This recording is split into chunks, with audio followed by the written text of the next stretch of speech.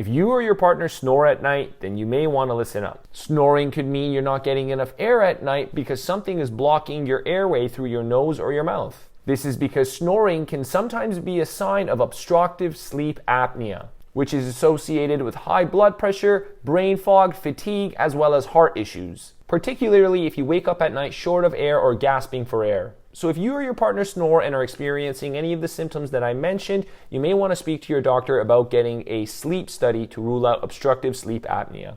And be sure to follow me or subscribe for more health tips like this.